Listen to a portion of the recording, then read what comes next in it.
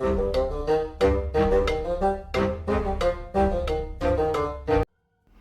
and welcome to the Critical Curious. Today we are in Age of Mythology Retold. Today's video is going to be a guide based on the Egyptians. Today's guide is going to be Ra.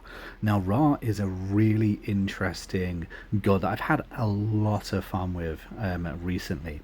The thing you really need to watch out for him, of course, is his priest. He has something very unique that happens with him. Anyway, if you enjoyed this video or if y'all want to see more, don't forget to hit that like button and of course subscribe to the channel. I think 90% of all Age of Mythology viewers are not subscribed to the channel, so fix that, give us a help and hit that subscribe button. Anyway, let's get into the video. Now straight off the bat it says its focus is stronghold units and empowerment. Now the Egyptian stronghold units are really strong anyway. The war elephants and the chariot archers are my favorite too. Now the empowerment is where he is just so overpowered. Firstly, laborers gather from berry bushes 25% faster. Camel riders, chariot archers, war elephants have 15% more hit points. But the best bit about this is right at the bottom. Priests can actually empower monuments and buildings and so on. Therefore, the amount of faith you can actually get if you put a priest on every single monument that you put up is just insane. Not to mention, it means that you can empower every resource as well as your town centers as well. In other words, you're going to have an advantage on anybody on that field. Now the first passive you have access to is, or the first spell magic that you get in Age 1 is Rain. You can target anywhere on the map and all villagers gather from farms faster. The villagers gather the fastest though. Bear in mind this does boost up everybody on the map. You know, it does say that it does help you guys out the most, but just keep that in mind. And then you also have access to Skin of the Rhino, where your laborers get a boost to hack attacks and piercing attacks. So it makes them a little bit more durable. Now in Age 2, you have the ability to choose Bass. Now, first of all, we have Eclipse, where you target anywhere on the map, and it turns day to night, improving the ability of your myth units. Also increases the rate in which your monuments gather favor, so you're going to be able to get more favor from that. You also have access to a myth unit, which is the Sphinx. You can also buff him up later too. Now this is actually a really good unit. However, this just typically isn't my go-to. We also have Sacred Cats, which improve the villagers' gather rate on farms, huntables, herdables, and berry bushes.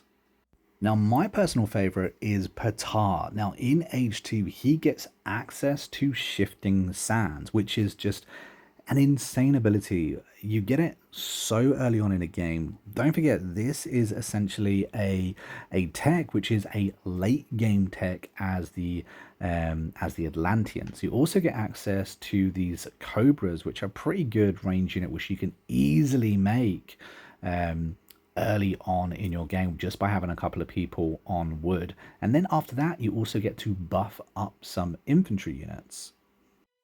In Age 3, we get Sobek. The first thing we get access to is Locust Swarm, which is fantastic against farms. Absolutely devours them, kills livestock and berry bushes. It does also attack buildings and enemy units as well. Buildings not so much, units yes.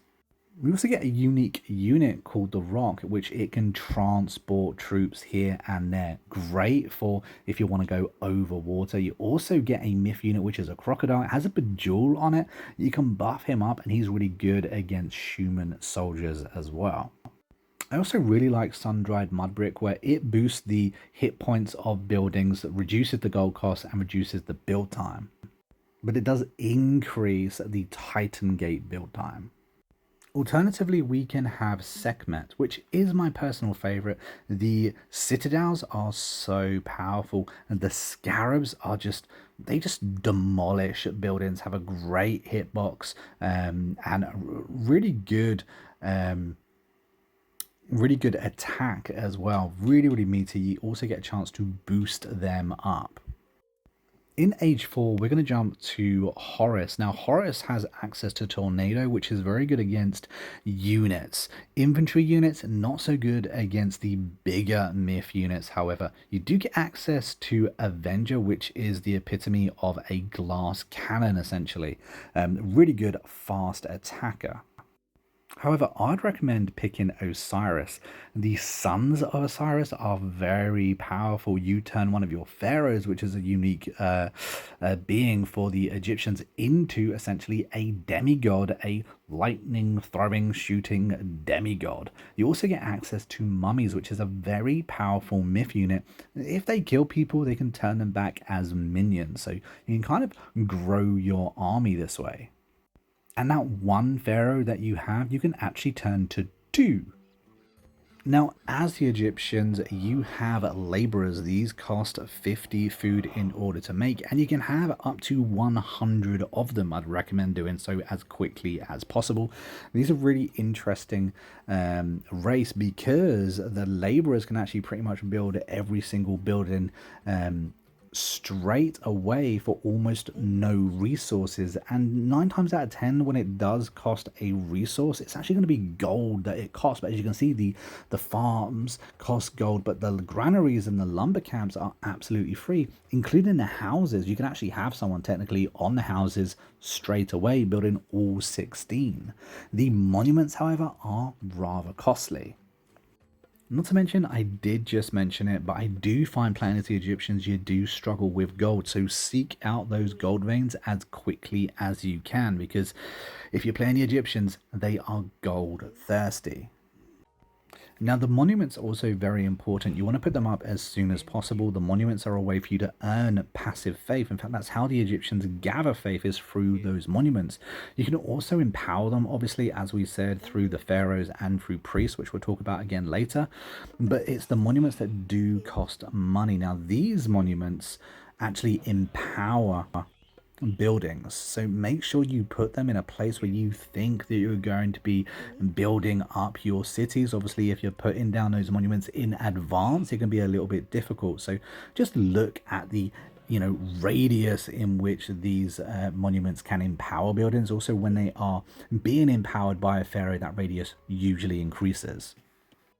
Now, as we already know, your pharaoh, the unique unit you get at the beginning of the game, can empower monuments.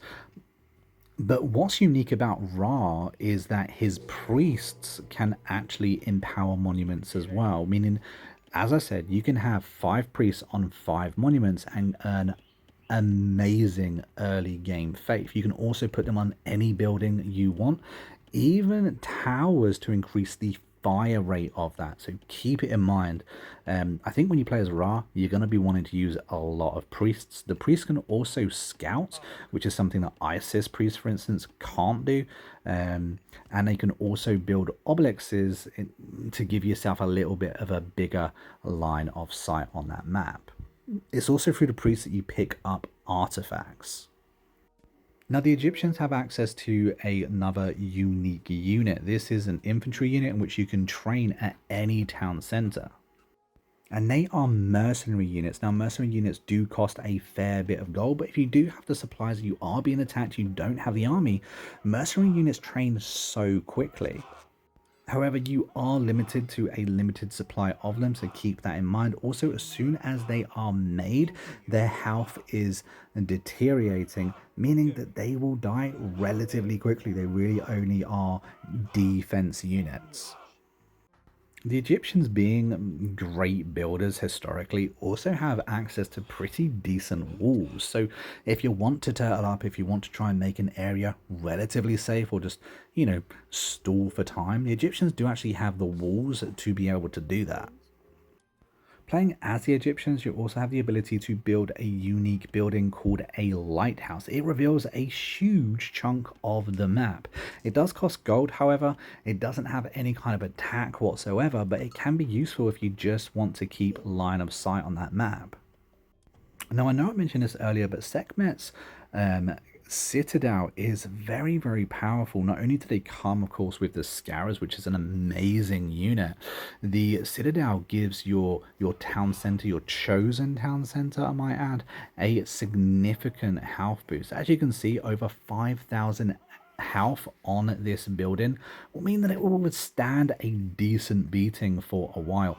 It also has increased attack damage as well, and if it's empowered, that's increased attack speed. But an age even earlier, it's Patar where Ra just gets so powerful, because we already said that he gets so much more faith. Well, you're going to be using that faith on shifting sands to literally transport your troops across the map. All you need is line of sight, and boom, villagers or troops you can transport anywhere you want.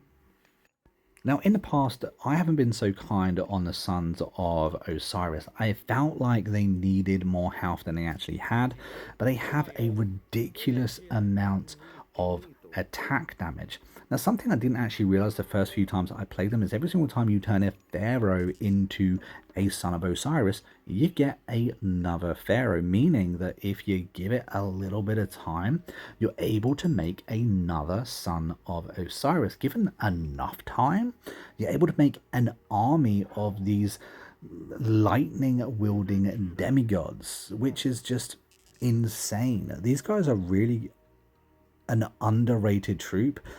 Underrated for me. I know that many other people already use them and play as them, but the Sons of Osiris are very powerful and a unit that I'd recommend going for if you're going as Ra. Now, you don't have access to something like Meteor, for instance, as Ra, so Osiris is the standout choice for me. But there we have it, guys. That is a breakdown of Ra as the Egyptians.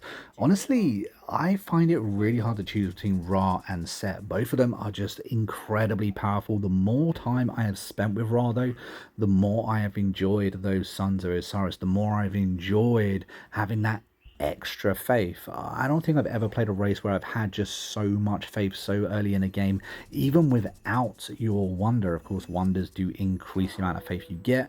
If you have all that, it's just you get thousands of faith in a long game, meaning you can use your abilities again and again and again. But that is all I've got for you in this video. Don't forget, if you've got a strategy with Ra that perhaps I haven't mentioned, let us know down in the comments. That way the community can grow along with you. We also have an active and growing Discord. You can find a link for that down in the description of the video. It'd be great to get more people in the Discord so we can get some multiplayer games up and running. But until next time, I've been a Monk, we've been a Christy Curious, and I'll see you in the next video real soon. Until then, take it easy and happy gaming.